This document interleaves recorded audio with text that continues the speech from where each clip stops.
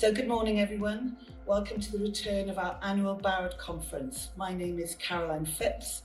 I'm the CEO of Barod and my pronouns are she, her. It is so good to be back.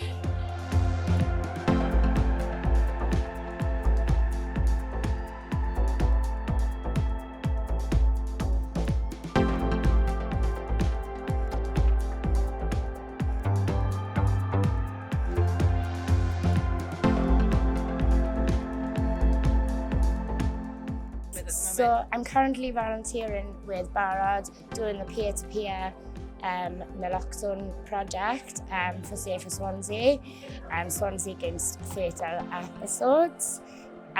We are going out into the community, exchanging naloxone and providing people on the streets and in the community with BBV testing and clean readers to use. I was in the military beforehand. I ended up suffering from alcoholism as a way to deal with some of the stuff I went through in my personal life, and the stigma surrounding that meant that I kept it all to myself and didn't really seek help at all, and it just caused me to get worse and worse. And it took a lot for me to come out and actually realise what was wrong and seek help. There's a lot of pressure, and people might be using substances to maybe cope with that. And that could quite easily spiral, and if the stigma around it means that they're not going to go out and seek help, then I think reducing that is massively important. People that use drugs and alcohol are often excessively marginalised, and ultimately in the end drugs and alcohol are not the problem. They're people's solutions to a whole load of other problems. They're what people actually would logically do if they also had themselves in the same circumstances. There is no us and them. We're all drug users, and we just have to have that conversation. Very excited always to hear Hannah Deacon, and her story with Alfie is, the medical benefits of cannabis are extraordinary. I would really mainly like to see change massively within the cannabis industry. I have epilepsy myself. I suffered with seizures since I was 14 years old. I was having seizures between 3 and 4 times a week. I started smoking cannabis 3 years ago, and I haven't had a seizure since. Yeah, and that's, I've been changed onto every single medication you can think of, and it wasn't working. Positives of of certain drugs, sort of psychedelics, in terms of how they're treating mental health. Hopefully we can see sort of a progression in the future to use these sort of substances to sort of aid people. When you look at the likelihood that a poor person's going to die drug and alcohol related death versus a wealthy person, it's significantly more likely that poverty would influence that death happening.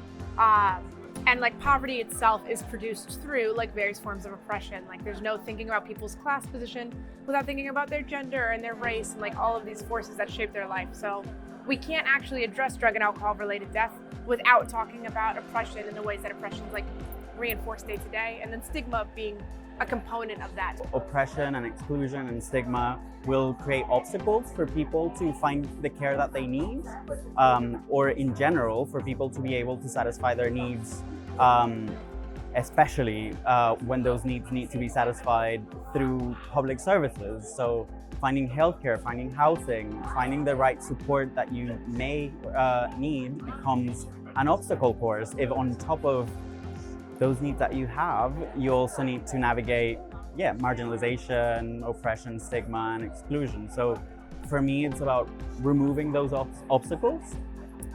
And I guess that's one thing that comes to mind. But the other important part, I think, is it's about human dignity.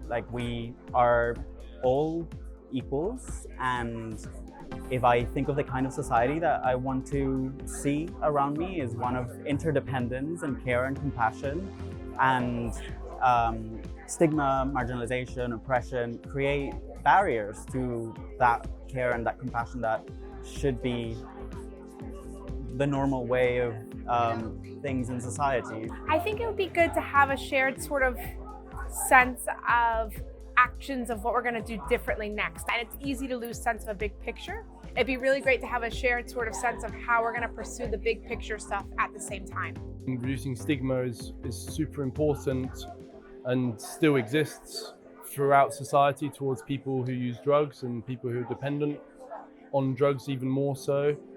And I think when people come together and say to each other like, that's not okay, and can like catch each other if you notice like stigmatizing language being used, and then I guess, yeah, maybe this video will send a bit of a message as well to say like, you know, we need to like just give these folks a hug. Ultimately, you know, we need to completely change our drug laws, and actually I'd like to see all drugs state regulated properly so people can access them safely. Anyway, that's clearly an essential, what we need to be working towards. And if it was up to me, I'd decriminalise first, and I would regulate cannabis first. That's how I would start.